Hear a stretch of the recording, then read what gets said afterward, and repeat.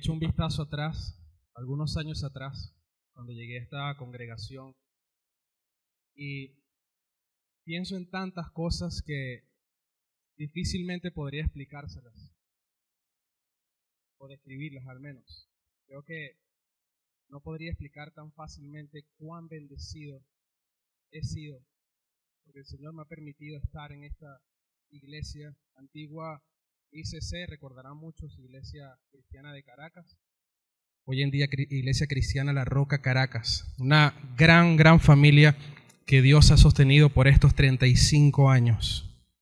Varios de los que están aquí tienen más tiempo que yo congregándose y estoy seguro que tienen o pueden dar testimonio de lo bueno y de lo fiel que ha sido Dios con esta iglesia a pesar de todas las cosas. La iglesia ha pasado por momentos altos y bajos. La iglesia ha pasado por momentos buenos y no tan buenos, donde hace 35 años exactamente un grupo de misioneros de Estados Unidos llegó acá a Caracas y plantó esta iglesia con un pequeño grupo de hermanos y poco a poco fue creciendo hasta convertirse en aquel momento en una gran comunidad. Muchas personas se congregaban acá. Sin embargo, así como hubo muchos en un tiempo, hubo pocos también en otros. Así como la iglesia estuvo muy ardiente, muy apasionada por el Señor, por el Evangelio durante muchos años, hubo momentos donde también hubo mucho desánimo, mucho desapego. Muchas convicciones empezaron a menguar. Por eso les decía que hemos vivido momentos muy felices, pero también hemos vivido momentos muy tristes. Felices, por ejemplo, cuando teníamos muchísimos años, hace más de 10 años, donde no teníamos lugar para congregarnos y muchos recordarán, y íbamos de aquí para allá cargando instrumentos y haciendo muchísimas cosas para llevar a cabo la reunión, hasta que Dios decidió por gracia otorgarnos este lugar, el cual ha sido una bendición para nuestras vidas. Ese suceso llenó muchísimo los corazones de nosotros, nos trajo mucho gozo. Cuando Dios nos dio este lugar donde podemos estar ahora tranquilos, congregándonos, haciendo vida, incluso bendecir a otros hermanos. Eso fue un suceso que llenó definitivamente mucho nuestro corazón. Pero también vivimos momentos tristes, donde hasta hace no mucho quizás nos reuníamos en este gran lugar, quizás unas 15, 20 personas de toda esa gran comunidad que había hace años. Y hermanos, aunque sabemos que la bendición de Dios a la iglesia no lo determina un grupo o un número de personas, sin duda alguna el ver que muchísimos hermanos iban perdiendo su convicción de congregarse era verdaderamente doloroso.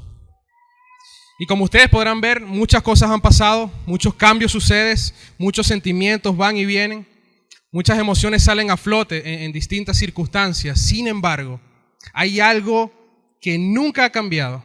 Hay algo que no está cambiando en este momento y algo que nunca va a cambiar, y es la fidelidad de nuestro Dios.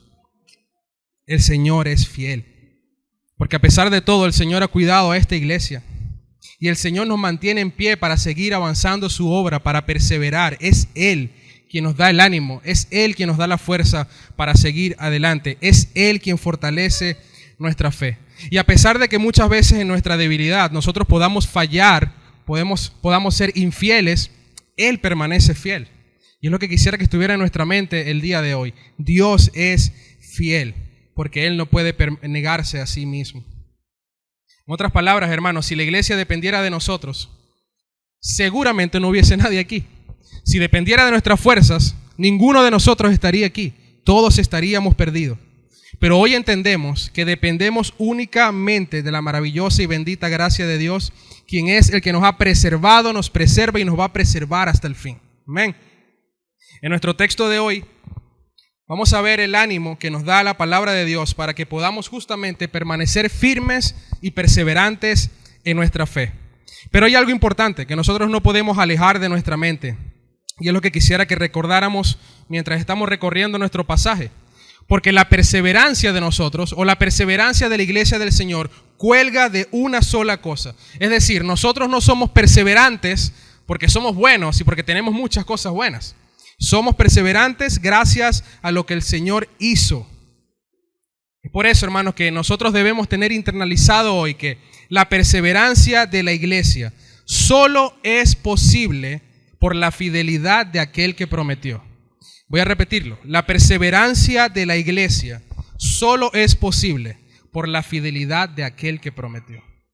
Y el título del sermón es justamente este, no sé si lo tenemos allí.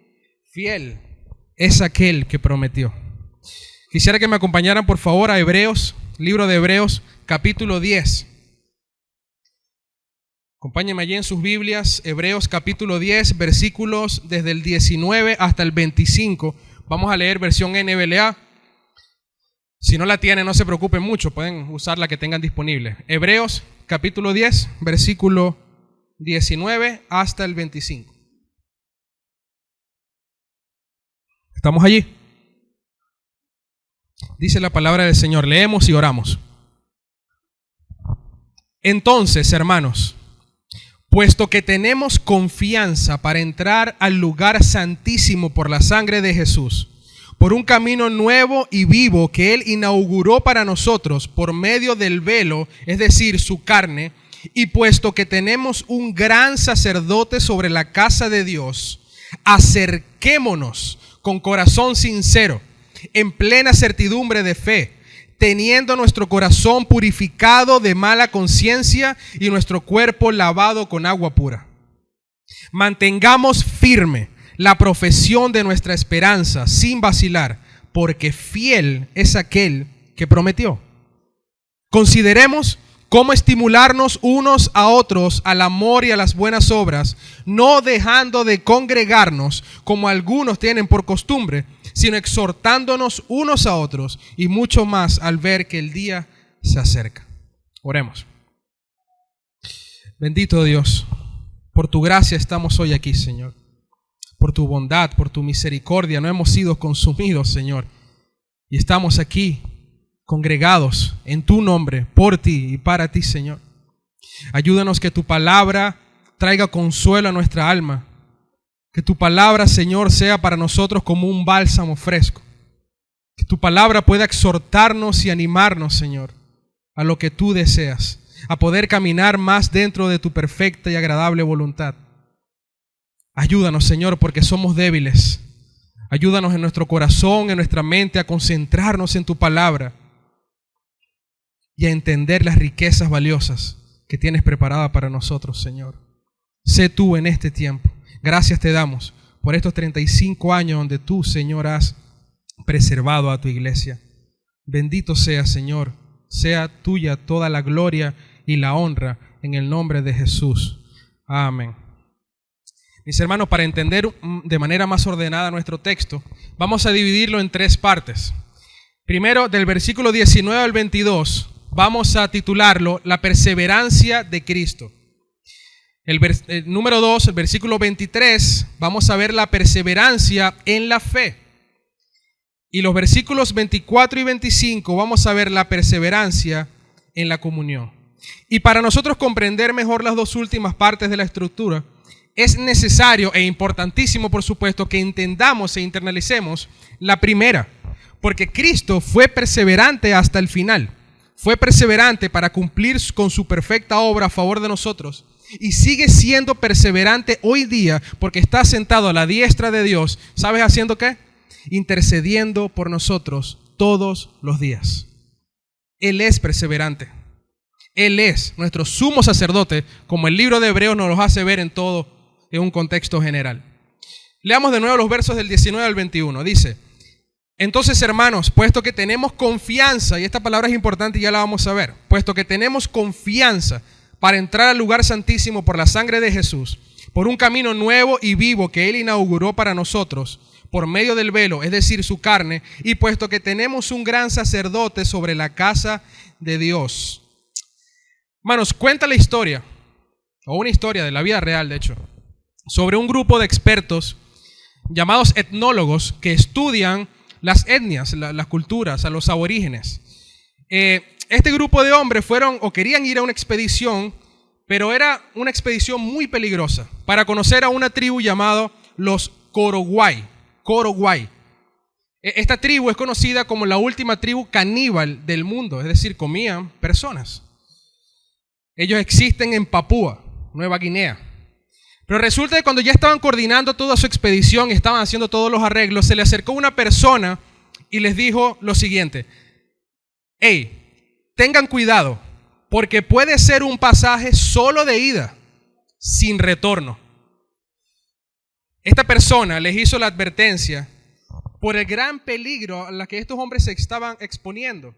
Y el peligro consistía básicamente en dos cosas. Primero, el camino para llegar hasta la tribu era un camino muy complicado, muy peligroso. Había animales salvajes, ríos llenos de cocodrilos, mosquitos que podrían quitarle la vida a causa de una enfermedad, caminos irregulares, pantanos, huecos profundos, maleza.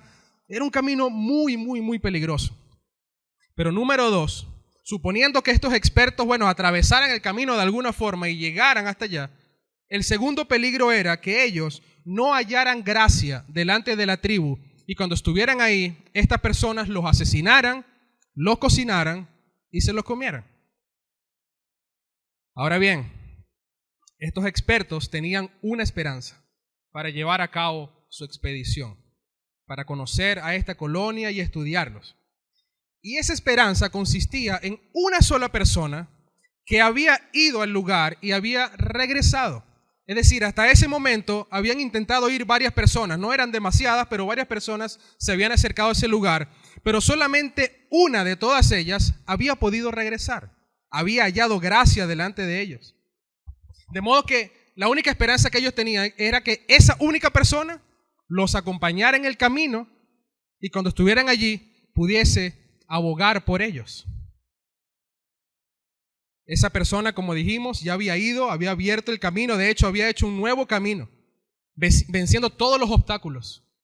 Conocía a la perfección todos los peligros y encontró un camino seguro para llegar. Pero no solo eso, sino que esa persona había aprendido el dialecto de estas personas, de estos aborígenes. Podía comunicarse con ellos. Así que él podía servir de intermediario para que los caníbales no terminaran asesinando a estos hombres y comiéndoselos. En pocas palabras, este hombre era el único que podía ayudarlos para llegar hasta allá y abogar por ellos para que no lo exterminaran. Y así sucedió. Este hombre decidió por voluntad propia y de manera gratuita ayudar a estas personas, a pesar del gran sacrificio que eso conllevaba. A pesar de la tentación humana de estar yendo y querer regresarse por el peligro quizás. Podía arrepentirse, pero este hombre no lo hizo. Se entregó por completo a ayudar a estas personas para que ellos no se quedaran atrás, para que ellos siguieran adelante y pudieran hacer lo que querían hacer. Entrar por el camino que él había abierto y llegando allí, tener éxito y hallar gracia delante de ellos porque él podía ser su intermediario. ¿Qué tiene que ver esto con nuestro texto? Seguramente algunos ya lo pueden asociar. Hermanos, Jesucristo, el Hijo de Dios, es la única esperanza que tienen las personas para entrar por el camino que lleva directamente a Dios. Solamente Jesús. Él es el único que puede abrirte el camino. Si Él no lo hace, por más que lo intentes, no lo vas a lograr. Vas a morir en el intento. Dicho sea de paso, no es solo que Cristo es el único que puede abrirte el camino. Es que Cristo mismo es el camino. Así Él se describe. Hermanos, el mundo nos ha vendido la idea de que hay muchos caminos para llegar a Dios. Y seguramente muchos de ustedes han escuchado esto. Hay muchos caminos para llegar a Dios. Puedes hacerlo de muchas formas. La Virgen te ayuda. Los santos te ayudan. Incluso tus buenas obras, las cosas buenas que hagas en esta tierra te ayudan a llegar al cielo. ¿Hemos escuchado esto? Las cosas buenas o las buenas obras que tú hagas en la tierra contribuyen a tu salvación. Pero la inerrante y perfecta palabra de Dios dice que no hay nadie ni nada que nosotros podamos hacer para llegar al cielo, porque absolutamente todos hemos pecado. Todos somos pecadores y ninguno puede tener comunión con un Dios perfectamente santo. Nadie. Hermanos, es abismal el porcentaje de personas que piensan que van al cielo porque nunca han matado, porque nunca han violado, porque nunca han robado, Y no solamente que no han hecho estas cosas, sino que además han sido buenos porque, han ayudado al necesitado, le han dado comida al hambriento, han aportado para la caridad, tratan de ser respetuosos y amables con todo aquel, no le desean mal a nadie, consideran que son buenas personas. El tema está en que la salvación de los pecadores no depende de los pecadores, no depende de las cosas que tú puedas hacer. Depende solamente que Dios haga algo. Es la única esperanza que tienen los seres humanos. No que nosotros hagamos algo para ganarnos al cielo, es que Dios haga algo por nosotros. Es la única forma. Yo quiero decirles algo si estás escuchando estas cosas por primera vez. Lo decía Leo en su testimonio. Hermanos, no en vano Cristo dijo en su palabra que Él es el camino, la verdad y la vida. Él no está diciendo que Él es un camino, una verdad y una vida. Él está diciendo que es Él el camino, la verdad y la vida. Y ese artículo definido nos da la idea de ser el único. No hay nadie más. No hay ningún otro nombre dado a los hombres bajo el cielo por el cual puedan ser salvos. Nadie. El puente directo entre los hombres y Dios es Jesús. No hay nada más. No busques más. Es solamente Jesucristo. No hay obras, no hay comportamiento, no hay santos, no hay vírgenes, no hay vida estable, no hay vida moralmente correcta, no hay dinero, no hay absolutamente nada, solamente Jesús. ¿Y saben por qué solamente Jesús? Bueno, hermanos, porque nuestra condición delante de Dios era tan terrible que nosotros necesitábamos ser rescatados por Él. Porque dice su palabra que estábamos muertos en nuestros delitos y pecados. ¿Qué puede hacer un muerto? Absolutamente nada. Nada. ¿Qué podía hacer Lázaro cuando murió? ¿Podía resucitar él mismo? Necesitaba a alguien que lo resucitara. Nosotros estábamos muertos. Nadie escapa de la realidad de ser pecador delante de Dios. Es lo que declara el libro de Romanos capítulo 3, donde dice que todos hemos pecado. Nadie es justo, nadie hace lo bueno. Todos somos enemigos de Dios. Y necesitamos entender esto primero para poder experimentar la bendita gracia de Dios. Debemos entender que somos pecadores, no somos buenos. Olvídate de esa idea. Hemos pecado delante de Dios. O si tú consideras que eres bueno, quiero decirte algo, para Dios no lo eres. Y esa opinión importa mucho más que la de nosotros. Todos merecemos el castigo del Dios perfectamente santo y justo. Todos merecemos la muerte eterna, la separación eterna de la presencia de Dios. Y lo merecemos porque Dios estipula en su palabra que la paga del pecado es la muerte. Pero, y muchos saben que me encanta esta palabra de pero, a pesar de estar en esta condición tan terrible, hermanos, Dios en su amor decidió Él mismo, Él lo decidió, reconciliarnos con Él.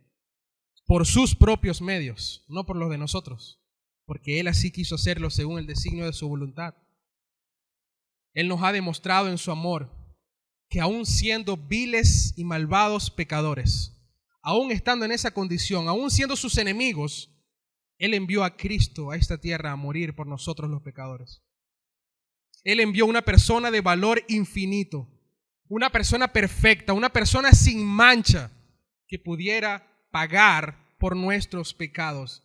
Y esa persona, esa única esperanza que tenemos nosotros, hermanos, tiene un nombre y es Jesucristo, el unigénito de Dios. La única persona perfecta es Jesús y por eso Él era el único que podía tomar nuestro lugar y limpiarnos delante de Dios. Solamente Él. Él ha venido a abrir el camino de la reconciliación. Dios lo envió, dice su palabra, para que todo aquel que en Él crea no se pierda, sino que tenga vida eterna. De modo que somos ahora justificados delante de Dios por medio de la fe ¿en quién? En Cristo, no en nada más, en Jesucristo. Si crees en aquel a quien Dios envió para salvarte de la condenación, entonces serás salvo de la ira de Dios. Y ahora Dios te aceptará en su reino por los siglos de los siglos, no por lo que tú hiciste, por lo que Él hizo. Porque la fe que tú pones en Cristo, dicho sea de paso, Dios mismo te la da. No creas que tú tienes fe y dijiste, bueno, yo creí, yo hice algo. No, no tenemos mérito, porque esa fe que sentimos hacia el Señor, Dios nos la dio. Nuestra eternidad es segura, hermanos. No hay, como dice el mundo también, un limbo o algo parecido. No, la eternidad es segura. La Biblia habla de un infierno eterno destinado para todo aquel que rechace a Jesucristo, pero habla también de un cielo eterno destinado para todo aquel que en Él crea y tenga vida eterna. Es Jesús, y ese Jesús es de quien nos habla nuestro texto, el que abrió un camino para darnos acceso al Padre, el que perseveró hasta el final y fue obediente hasta el final, hasta la cruz, para que tú y yo no nos perdiéramos condenados. Dice nuestro texto en el verso 19, que ahora tenemos ¿qué? Confianza, dice.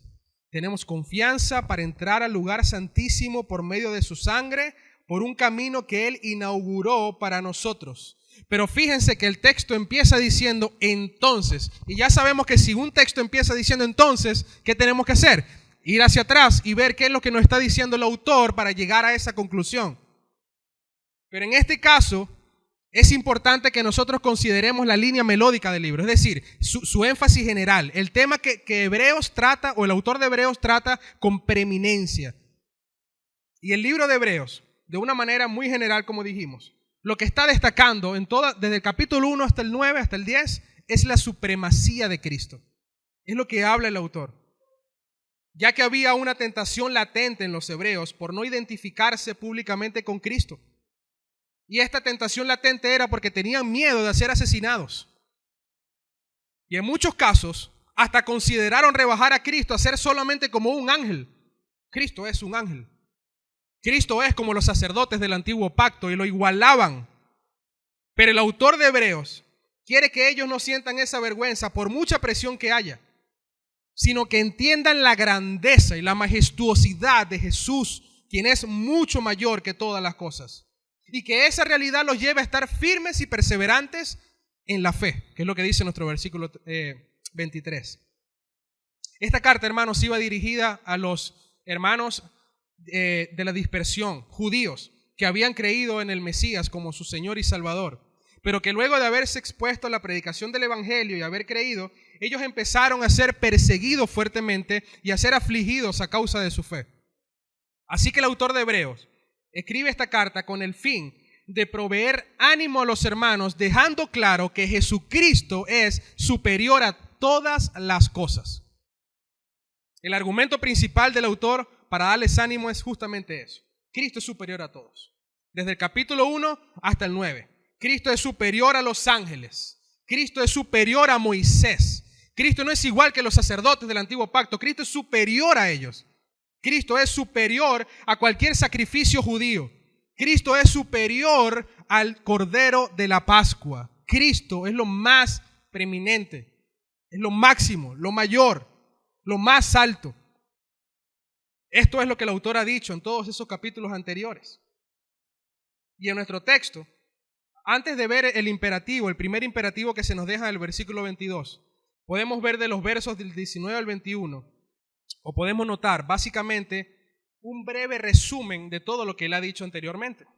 En otras palabras, la forma en la que podemos llevar a cabo lo que se nos dice, atender el imperativo del versículo 22 es por lo que se ha mencionado anteriormente, lo que ya hemos hablado y todos conocemos como indicativos e imperativos. Indicativos, las cosas que Dios nos dice, nos da, muestra su gloria a nosotros y después nos dice cómo responder a esa verdad.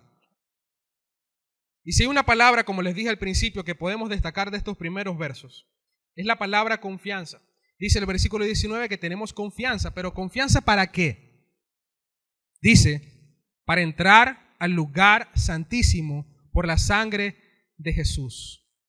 Es decir, lo que Jesús ha hecho por nosotros nos da confianza para acceder a algo. Y ese algo es nada más y nada menos que la presencia de Dios. Recordemos nosotros, hermanos, que en el antiguo pacto Dios había decidido hacer morar su presencia en una tienda, en un tabernáculo. Y ese tabernáculo, quizás no podemos profundizar mucho acá, pero ese tabernáculo tenía básicamente 3 divisiones: los atrios, el lugar santo y el lugar santísimo. Y justamente en esa última división, llamada lugar santísimo, que tenía una cortina o un velo que los separaba de los demás, allí era justamente donde estaba la presencia especial de Dios. Y solamente tenía acceso ¿quién? El sumo sacerdote.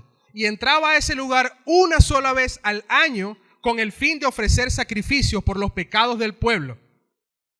Nadie más podía entrar a ese lugar que no fuera el sumo sacerdote. De hecho, si alguien más entraba, ¿qué pasaba? Moría de inmediato. Era tanto así que el sacerdote cuando entraba, dicen que usaba una especie de cuerdita amarrada a su tobillo, por si él entraba y moría, obviamente nadie más podía entrar a rescatarlo, entonces tenían que jalarlo con la cuerda.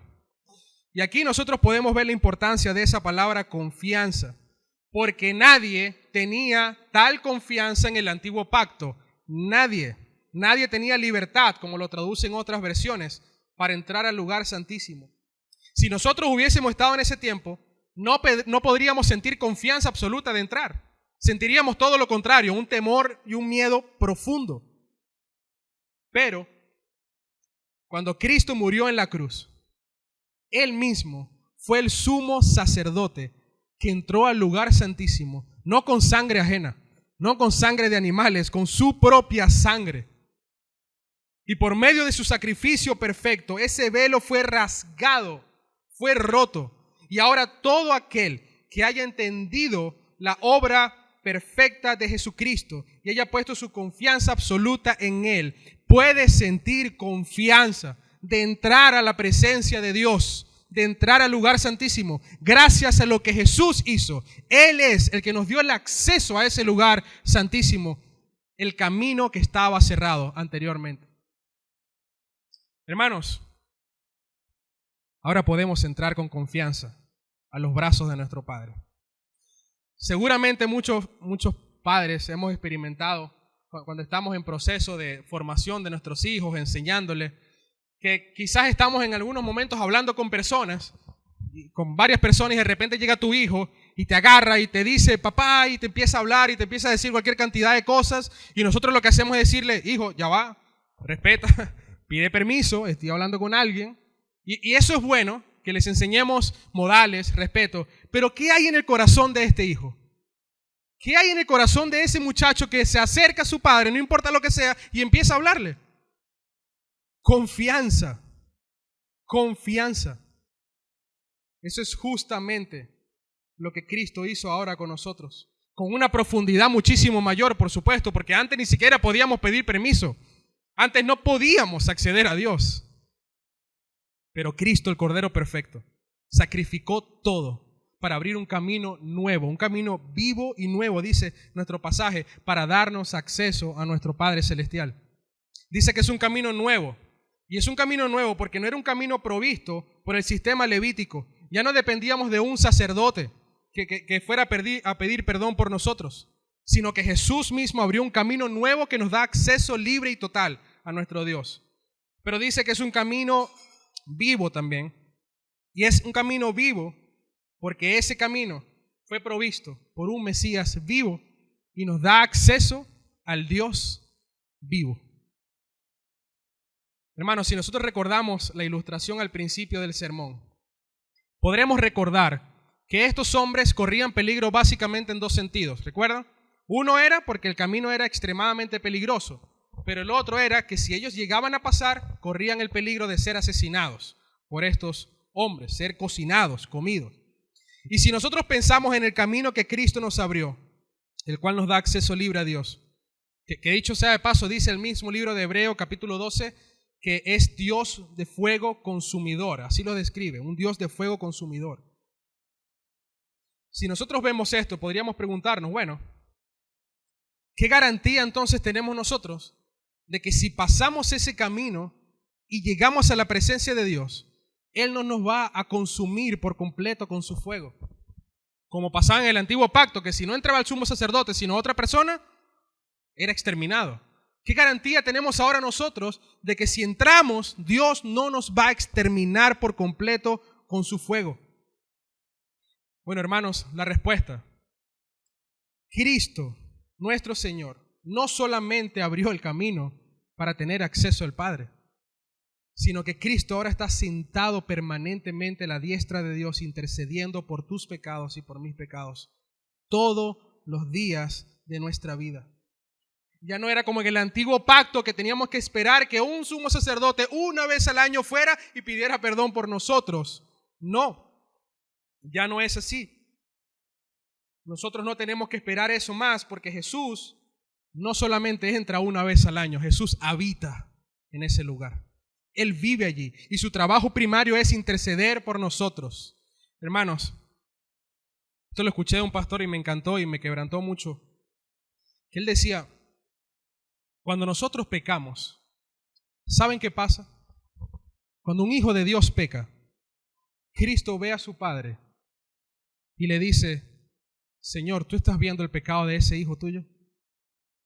¿Estás viendo lo que está haciendo? Y Dios responde, sí, lo estoy viendo. Cristo le dice, mis manos fueron clavadas por él. El pecado que él está cometiendo, ya yo lo pagué en la cruz. Cristo intercede todos los días de nuestra vida por todos nuestros pecados. Mientras nosotros pecamos y pecamos y pecamos, Cristo intercede, intercede e intercede. Por eso es que es un Cristo, un Señor perseverante. Por eso, hermanos, que tenemos confianza para entrar a la presencia de Dios. No hay temor alguno, porque sabemos que el mismo que abrió el camino es el mismo que intercede y aboga por nosotros. Y es por eso que entonces podemos atender el versículo 22 de nuestro texto, que dice, acerquémonos con corazón sincero, en plena certidumbre de fe, teniendo nuestro corazón purificado de mala conciencia y nuestro cuerpo lavado con agua pura. Esto quiere decir que si ya Cristo abrió el camino y aparte está sentado a la diestra de Dios abogando e intercediendo por nosotros, ¿qué es lo más lógico que nosotros entonces podemos hacer? Responder a esa realidad. ¿Y cómo respondemos a esa realidad según nuestro texto? Dice, acérquense. Nosotros entonces nos acercamos al Dios vivo. Después de lo que hemos entendido hasta ahora, hermanos, tenemos dos opciones: acercarnos o alejarnos, aceptarlo o rechazarlo. Son dos opciones. El camino está abierto. ¿Qué vas a hacer tú? ¿Vas a caminar por ese camino o vas a darte la vuelta y seguir por el tuyo? ¿Sabe? Las implicaciones de cada una de esas decisiones ya nos las sabemos. Pero la invitación de nuestro texto el día de hoy es acercarnos, que nos acerquemos a Dios por medio de Jesús.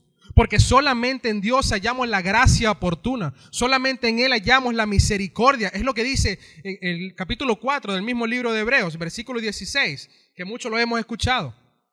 Dice, por tanto, acerquémonos con confianza, dice otra vez, acerquémonos con confianza al trono de la gracia, para que recibamos misericordia y hallemos gracia para la ayuda oportuna. Ya sabemos, hermanos, que tenemos la confianza en Jesús de entrar por el camino, de acercarnos a Dios. Pero ahora el autor está hablándonos de algunas consideraciones que tenemos que tener en cuenta. Dice el pasaje que nos acerquemos con un corazón sincero. Y yo quisiera que nos detuviéramos un momento acá, en este punto. Porque muchos de nosotros podríamos pensar, bueno, pastor, pero yo he tenido un mal día, por ejemplo. Y he pecado con mis hijos, le grité a mi esposa, llegué al trabajo amargado, le grité a mi jefe, traté mal a mis compañeros de trabajo. ¿Cómo yo llego a mi casa y me siento y entro a la presencia y me acerco a Dios con un corazón sincero? Me sentiría hipócrita haciendo eso. Muchos de nosotros seguramente hemos sentido y hemos dicho la frase, Señor, yo no soy digno de acercarme a ti. He pecado demasiado, Señor. Sería hipócrita de mi parte acercarme y orar y tener un tiempo contigo con sinceridad de corazón. No me siento bien para hacerlo. ¿Cuántos de nosotros hemos dicho cosas como esas? Yo lo he dicho. Pero ¿saben qué, mis hermanos?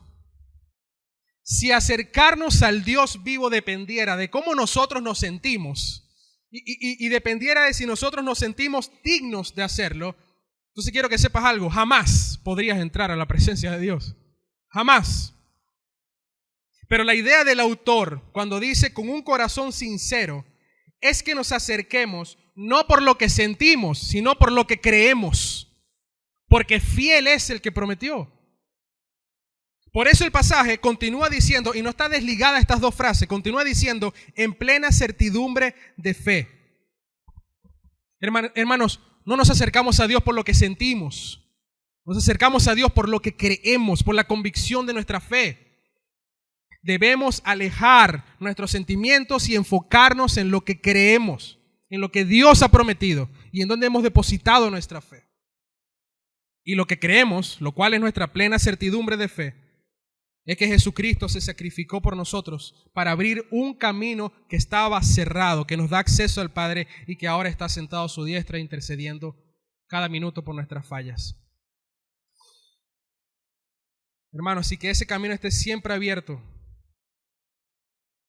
para que podamos entrar confiadamente a sus pies, implica que entrando allí podemos hallar la gracia oportuna, recibir misericordia. Podemos entrar para pedir perdón por nuestros pecados. Podemos entrar para poder experimentar su bondad, su amor. Ahora somos libres y tenemos acceso directo a Él.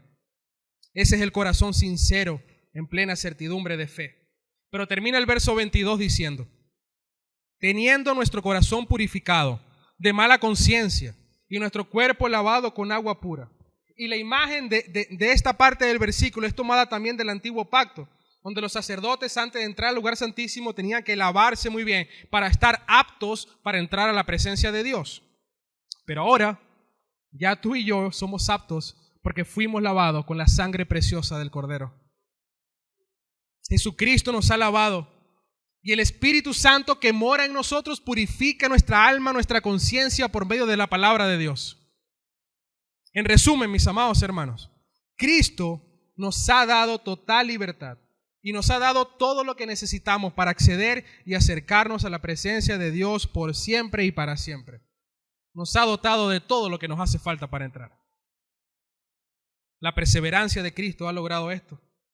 Para que ahora nosotros entonces podamos atender, como les dije, el versículo 23. Dice, mantengamos firme la profesión de nuestra esperanza sin vacilar. ¿Por qué? Porque fiel es aquel que prometió. Es importante entender, mis hermanos, que el acercarse a Dios, como hablábamos anteriormente, no es algo que nosotros hacemos o podemos hacer unas cuantas veces y ya, sino que es un acto permanente que nunca termina. La iglesia del Señor está llamada a ser perseverante, así como Cristo fue perseverante en su obra redentora y es perseverante intercediendo por nosotros. De la misma manera, nosotros tenemos que responder con perseverancia. Recordemos que los hermanos a los que se le escribe esta carta estaban atravesando una persecución fuerte a causa de su fe. Estaban siendo muy afligidos. Pero ¿qué les dice el autor? Él les dice, permanezcan. Él les dice, no desmayen. Él dice, sean perseverantes, no vacilen, no titubeen. Sigan adelante mientras esperan la promesa de su venida. Sean perseverantes en su fe, estén firmes en su fe. Y les da aquí la razón por la cual hacerlo. Dice, porque fiel es aquel que prometió. Ese es nuestro mejor estímulo. Ese era el mejor estímulo para ellos y es el mejor estímulo para nosotros. Perseveramos porque fiel es aquel que prometió. Iglesia, persevera. No desmayes porque fiel es el que ha prometido. ¿Saben qué, hermanos? Las tentaciones pueden venir y van a venir, dicho sea de paso. Las aflicciones vendrán y vendrán muchas veces como una lluvia fuerte que te arropa. La persecución a causa de nuestra fe puede tocarnos la puerta en cualquier momento. Tú y yo estamos cómodos ahorita, pero no sabemos si vamos a ser perseguidos dentro de poco. Es probable. Esas cosas pueden pasar. Pero ¿sabes qué? Dios es fiel. Dios es fiel. Muchas veces podemos desesperarnos pensando que Dios está ausente o que Dios se tarda demasiado en cumplir sus promesas o responder nuestras peticiones de oración alineadas a su voluntad. Pero en esos momentos debemos recordar lo que es realmente verdadero. Dios es fiel. Y nosotros, a pesar de cualquier circunstancia, debemos mantenernos firmes en esa verdad. y perseverar en nuestro caminar, mientras estamos ansiosamente esperando el regreso de nuestro Señor, su venida, lo que Él ya ha prometido. Y si Él lo ha prometido, así va a ser. ¿Por qué? Porque Él es fiel. Fiel es aquel que prometió. Recordemos, la perseverancia de la iglesia solo es posible por la fidelidad de aquel que prometió. Sin sus promesas, sin su fidelidad, la perseverancia que podríamos tener tú y yo sería en vano.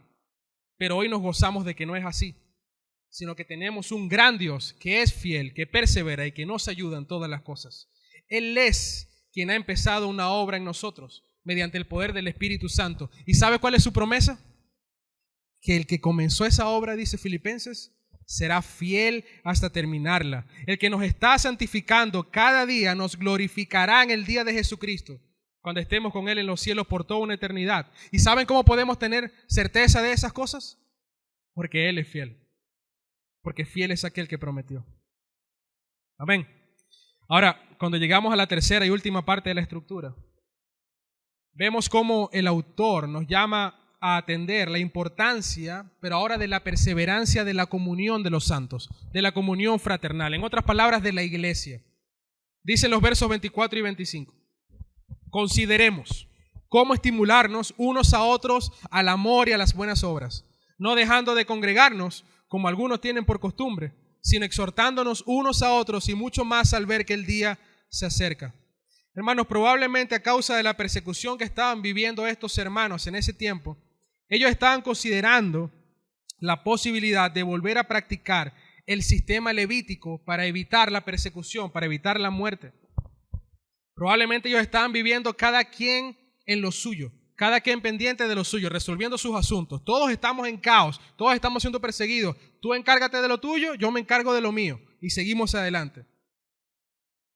Que cada quien vea cómo va a ser, cómo va a resolver su situación. No es momento de estar reuniéndonos, no es momento de estar juntos, no es momento de estar cantando y haciendo una reunión, no es momento de eso. Cada quien resuelva lo suyo. Pero el autor de Hebreos, ¿saben qué les dice? Que tienen que hacer todo lo contrario, todo lo contrario. En vez de alejarse y resolver los asuntos, cada quien por su parte, deben buscar intencionalmente estar más juntos que nunca. Y estando juntos, estimularse al amor y a las buenas obras. Decía un pastor, nunca es tan fundamental la comunión cristiana que cuando padecemos. Pero curiosamente, nunca somos tan tentados de abandonar esa comunión que cuando padecemos. Pero ¿saben qué, hermanos? Cristo murió por un cuerpo. Cristo murió por la iglesia, que está unida por el Espíritu Santo de Dios, y cada miembro se pertenece el uno al otro. No somos cristianos aislados, nos pertenecemos unos a otros. Si alguien ríe, todos reímos con él. Si alguien sufre, todos sufrimos con él. Si alguien está en dificultad, todos vamos al rescate de ese hermano. Si alguien está desanimado, todos consideramos cómo estimularlo al amor y a las buenas obras. ¿Y saben cómo podemos hacer posible estas cosas? Bueno, dice el texto, no dejando de congregarnos como algunos tienen por costumbre. Este mismo pastor decía, ¿sabe cuál es el peligro de dejar de congregarnos? De ir a la iglesia un día sí y un día no, cuando pueda. ¿Sabe cuál es el peligro? Que se vuelve una costumbre.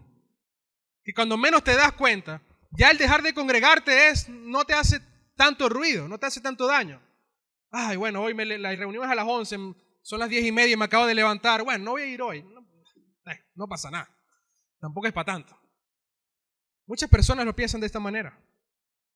Estos hermanos de Hebreos, ante la dificultad que atravesaban, seguramente pensaban que era mejor quedarse en sus casas, no congregarse, no reunirse. Pero lo triste de todo, hermano, es que hoy en día muchos de nosotros dejamos de congregarnos por excusas muchísimo menos importantes que esa, o menos relevantes, para no usar la palabra importante.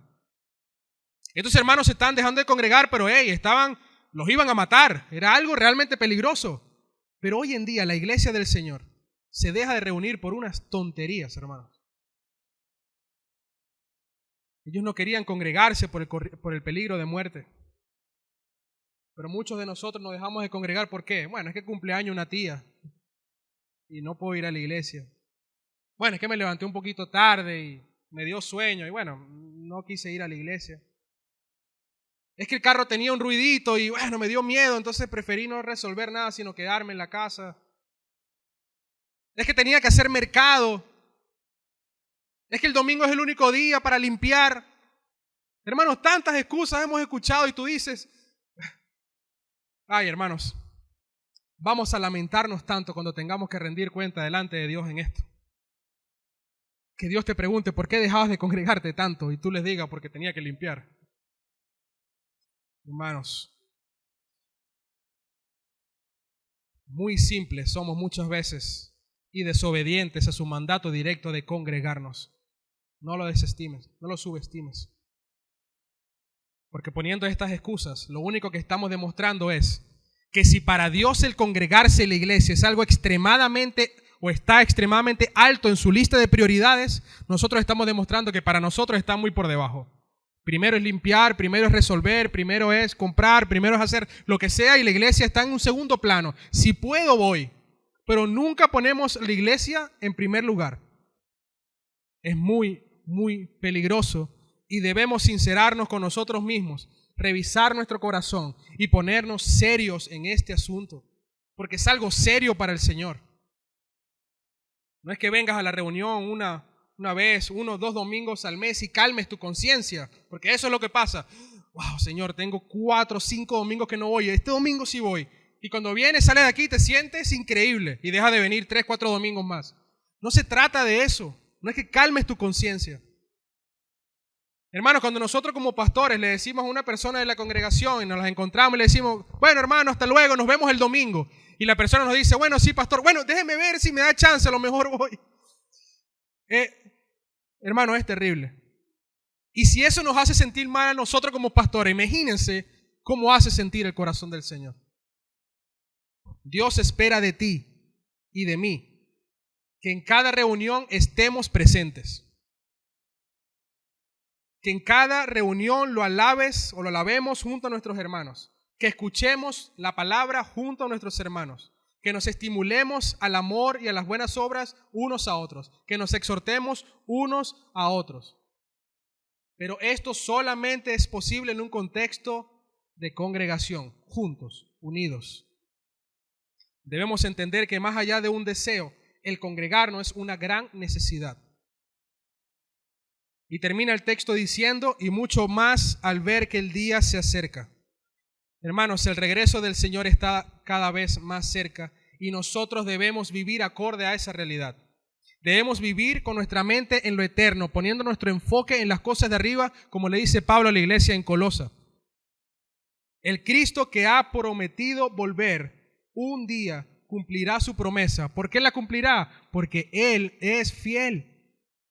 Y qué bendición sería que cuando Cristo venga, encuentre a su iglesia reunida, obediente, junta, alabándolo y exaltando su santo nombre. Mis hermanos, para terminar, el llamado es a ser perseverantes y firmes en nuestra fe, estimulándonos por la fidelidad de nuestro Señor. Pero recordemos que la perseverancia de la iglesia solo es posible por la fidelidad de aquel que prometió. Así que a pesar de cualquier situación adversa, que siempre prele nuestra fe, que en vez de alejarnos, esa fe nos lleve a estar y a perseverar los unos con los otros. Recordemos, hermanos, que somos la iglesia de Cristo, redimida por su sangre. Y debido a ese sacrificio, tenemos ahora acceso al trono de Dios, a su presencia por los siglos de los siglos. Así que perseveremos, porque fiel es aquel que prometió. Amén. Vamos a orar.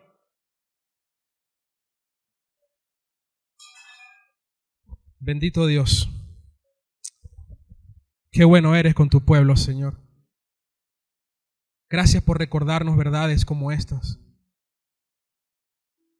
Muchas veces tenemos esto como teoría, Señor, y en la práctica pareciera que no entendemos absolutamente nada.